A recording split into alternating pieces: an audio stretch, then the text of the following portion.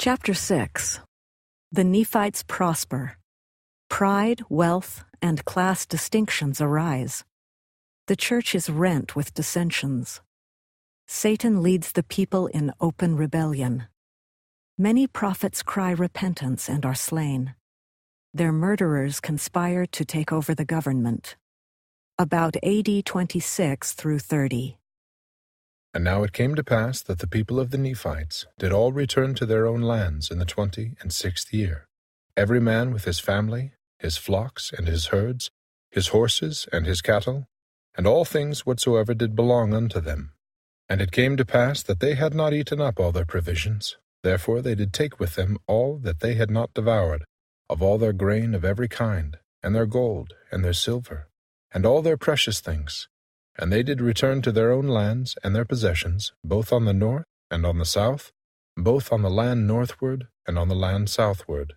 And they granted unto those robbers who had entered into a covenant to keep the peace of the land, who were desirous to remain Lamanites, lands according to their numbers, that they might have with their labors wherewith to subsist upon. And thus they did establish peace in all the land. And they began again to prosper and to wax great. And the 26th and 7th years passed away, and there was great order in the land, and they had formed their laws according to equity and justice. And now there was nothing in all the land to hinder the people from prospering continually, except they should fall into transgression. And now it was Gidgiddoni and the judge Laconius, and those who had been appointed leaders, who had established this great peace in the land.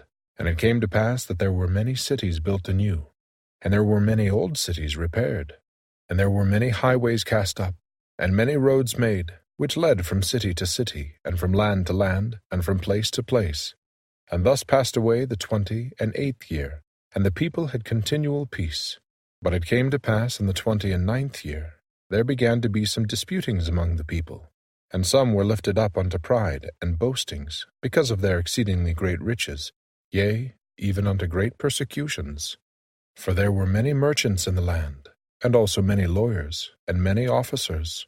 And the people began to be distinguished by ranks, according to their riches and their chances for learning. Yea, some were ignorant because of their poverty, and others did receive great learning because of their riches. Some were lifted up in pride, and others were exceedingly humble.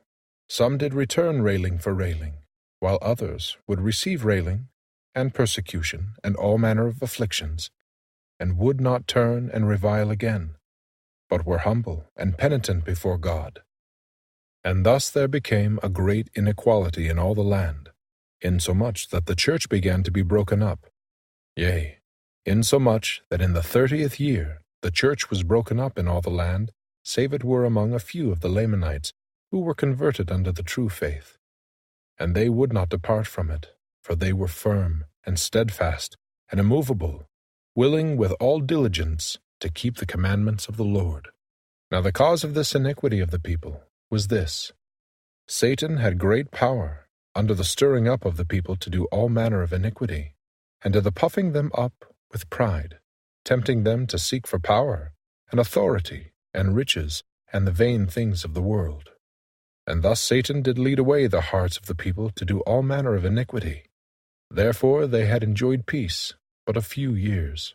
And thus, in the commencement of the 30th year, the people having been delivered up for the space of a long time to be carried about by the temptations of the devil, whithersoever he desired to carry them, and to do whatsoever iniquity he desired they should, and thus, in the commencement of this, the 30th year, they were in a state of awful wickedness.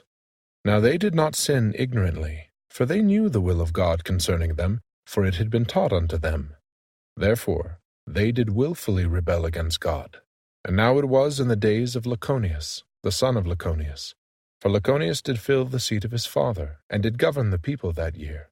And there began to be men inspired from heaven, and sent forth, standing among the people in all the land, preaching and testifying boldly of the sins and iniquities of the people, and testifying unto them concerning the redemption which the Lord would make for his people, or in other words, the resurrection of Christ. And they did testify boldly of his death and sufferings.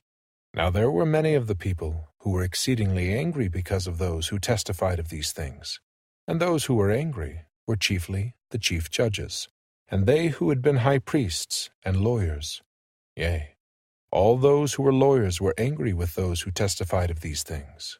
Now there was no lawyer, nor judge, nor high priest, that could have power to condemn anyone to death, save their condemnation was signed by the governor of the land. Now there were many of those who testified of the things pertaining to Christ, who testified boldly, who were taken and put to death secretly by the judges, that the knowledge of their death came not unto the governor of the land until after their death. Now behold, this was contrary to the laws of the land, that any man should be put to death, except they had power from the governor of the land. Therefore a complaint came up unto the land of Zarahemla, to the governor of the land, against these judges who had condemned the prophets of the Lord unto death, not according to the law. Now it came to pass that they were taken and brought up before the judge, to be judged of the crime which they had done, according to the law which had been given by the people. Now it came to pass that those judges had many friends and kindreds, and the remainder, yea, even almost all the lawyers and the high priests, did gather themselves together, and unite with the kindreds of those judges who were to be tried according to the law. And they did enter into a covenant one with another, yea, even into that covenant which was given by them of old, which covenant was given and administered by the devil, to combine against all righteousness. Therefore they did combine against the people of the Lord, and enter into a covenant to destroy them, and to deliver those who were guilty of murder from the grasp of justice, which was about to be administered according to the law. And they did set at defiance the law and the rights of their country, and they did covenant one with another, to destroy the governor, and to establish a king over the land, that the land should no more be at liberty, but should be subject unto kings.